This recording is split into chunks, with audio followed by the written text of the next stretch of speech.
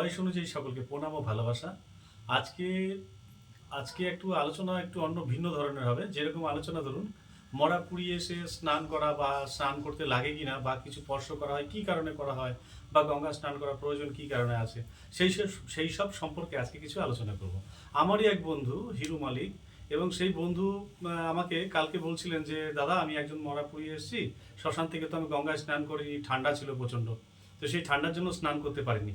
দাদা, বাড়িতে এসেছি পরে এক বালতি জল দিয়ে উঠোনের মধ্যে দাদা আমি স্নান করে নিয়েছি। তো এই স্নান করাটা কি দাদা ঠিক হয়েছে বা ঠিক হয়নি, ব্যাপারটা যদি তুমি একটু ভেঙে বলো, বা এটা ঠিক হবে কি হবে না।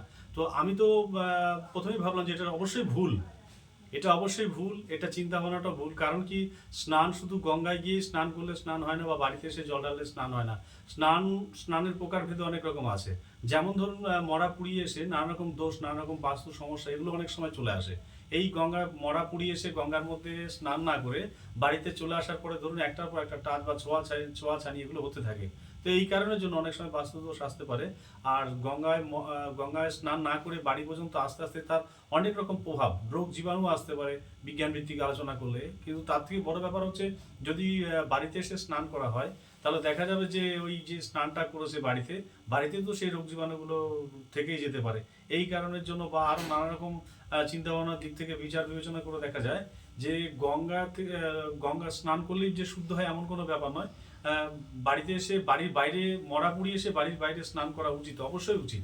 কারণ বাড়ির বাইরে স্নান করা উচিত এই কারণের জন্য, দেখবেন আগের দিনে ঠাকুমা দাদু বা অনেক বয়স্ক যারা ব্যক্তি থাকতেন তারা বলতেন যে মরা পুড়িয়ে এসে বাড়ির বাইরে স্নান করা বা গঙ্গায় স্নান করে এসে বাড়িতে লোহা স্পর্শ করা বা লোহা বা অগ্নি, বায়ু বাতাস নানা রকমভাবে স্পর্শ করে তারপরে বাড়িতে ঢোকা হতো। কেন? কারণ কি? কারণ এটাই যে দেখুন, আমাদের শরীরে পঞ্চভূত বা ইন্দ্রিয় দিয়ে তৈরি, সেই পঞ্চভূতের যেগুলো হচ্ছে অগ্নি, বায়ু, জল, বাতাস, নানা রকম যে এইসবগুলো দিয়ে বা আমাদের শরীর তৈরি। তো এই শরীর যে তৈরি হয়, স্নান শুধু সেইভাবে করলে বা লোহাকে লোহা দিয়ে স্নান করানো হয়, অগ্নিকে অগ্নি দিয়ে স্নান করা হয়, জলকে জল দিয়ে স্নান করানো হয়। যেমন একটা গল্পের ব্যাখ্যায় বলা যেতে পারে, রাস্তা দিয়ে দেখা যাচ্ছে কেউ মন্দিরে যাচ্ছে, দূরে কোথাও পুজো আচরা বা কোনো মন্দিরে যাচ্ছে, সে বাড়ি থেকে অনেকটাই দূরে, তার পথে দেখা গেল মাঝপথে কেউ মরা পুড়িয়ে এসে তার সঙ্গে একটা গাড়িতে হোক বা বাসে হোক, যে করে হোক, তার সঙ্গে যেতে গিয়ে ছোঁয়াছানি লেগেই গেল। এবার সেখানে ছোঁয়াছানি লেগে গেলে এবার সে তো আর মন্দিরে গিয়ে তো আর স্নান করতে পারছে না, বা সে তো জানতে পারছে না, বা সে জেনেও গেল সেই মুহূর্তের জন্য যে আমি মন্দিরে গিয়ে ঠাকুরকে কিভাবে স্পর্শ করবো, বা ঠাকুরকে কিভাবে ছোবো, বা ঠাকুরকে পুজো কিভাবে আমি দেবো। কারণ দেখা যাবে যে ওই যে মরা পড়িয়ে এসছে লোকটা, তো সেই লোকটা তো আমাকে ছুঁয়েই দিয়েছে বা স্পর্শ হয়ে গেছে, তাহলে কি করা যেতে পারে? এটা অবশ্যই করা যেতে পারে। যেমন ধরুন, শরীরে অগ্নি আছে, বায়ু আছে, জল আছে, নানা রকম সমস্যা আছে। তো এই জলকে জল দিয়ে স্নান করলে আমরা অবশ্যই বুঝতে পারি যে জল দিয়ে স্নান করেছে বলে গা ভিজে গেছে। এবার সেই মুহূর্তের জন্য আপনি কিছুই পাচ্ছেন না, বা সেই মুহূর্তে কোনো কিছুই আপনার সামনে নেই, তাহলে আপনি কি করবেন? এই অগ্নিকে স্পর্শ করে নিতে পারেন শরীরে, এইভাবে অগ্নি ছেঁকে নিয়ে স্পর্শ করতে পারেন। কারণ কি, এই ব্যাখ্যাটাও আমি দিচ্ছি। যেমন ধরুন, সামনে লোহা রয়েছে, লোহা ছুঁয়ে নিয়ে আপনি গায়ে হয়ে স্পর্শ করতে পারেন, তাহলে এটাও একটা স্নান। বা জল, অগ্নি, বায়ুকে, বাতাসকে এভাবে নিয়ে আপনি গায়ের সঙ্গে স্পর্শ করালো, এটাও একটা স্নান। কারণ কি, আপনি বাতাস যখন যেই মুহূর্তের জন্য আপনি জল পাচ্ছেন না বা অগ্নি পাচ্ছেন না, নিশ্চয়ই তখন আপনার সামনে বাতাস রয়েছে, অবশ্য বাতাসটাকে আপনি এইভাবে স্পর্শ করে নিন, তাতেও এটা একটা স্নান। কারণ কি, আমাদের শরীরের ভেতরে যদি বায়ু না থাকে, আমরা কিন্তু নির্দিষ্টভাবে দাঁড়িয়ে থাকতে পারি না, এবং জল না থাকলে আমাদের শরীরও চলবে না। আর যদি অগ্নি না থাকে, তাহলে আমাদের তেজ কোথা থেকে আসছে? এই যে তেজ কথাটা, কিতি তেজ মরুদ্বোম, এই যে তেজ কথাটা, এই তেজ কথাটাও দেখবেন, অতএব অগ্নি, যে শরীরে আমাদের অগ্নি তেজ আছে, কার সঙ্গে ঝগড়া হলে বা রাগারাগি হলে সেই তেজটা আমরা প্রকাশ করতে পারি। আর সেই কথার প্রসঙ্গে বলা যেতে পারে যে মরা পুড়িয়ে এসে দেখবেন অনেকে আগুন ছুঁয়ে নিচ্ছে, অনেকে লোহা ছুঁয়ে নিচ্ছে।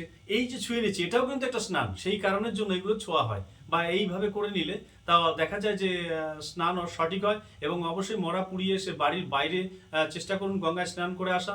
যদি সম্ভব না হয়, কারো গঙ্গা না থাকে, পুকুরেতে করতে পারেন। পুকুর যদি না থাকে, বাড়ির বাইরে এসে তারা অবশ্যই স্নান করে নিয়ে আগুন স্পর্শ করুন এবং ছুঁয়ে নিন। দেখবেন আপনার সময়, বাস্তু বা আরো নানা রকম যে ডিস্টার্ব, অভাব অনটন বা দারিদ্রতা বা ধার দেনা ঋণগ্রস্ত নানান রকম সমস্যা থেকে, জটিল সমস্যা থেকে এটাও কাটতে পারে। অবশ্যই চেষ্টা করুন এগুলো করা। আর আপনাদের যদি ভালো লাগে আমার এই ভিডিও, অবশ্যই আপনারা শেয়ার করুন। আর যদি কিছু জানার থাকে, আপনারা কমেন্ট করুন। অবশ্যই চেষ্টা করব আপনাদেরকে সঠিক দিকগুলো দেখানো বা জানানো। আর যদি কারো মনে কোনো আঘাত লেগে থাকে বা লাগে, আমি ক্ষমাপ্রার্থী। আর যদি নেক্সট ভিডিও চেষ্টা করছি, আপনাদের সামনে আরেকটা ভিডিও ছাড়ছি, যদি ভালো লাগে আপনারা অবশ্যই শেয়ার করুন। নমস্কার, ভালো থাকুন, সুস্থ থাকুন।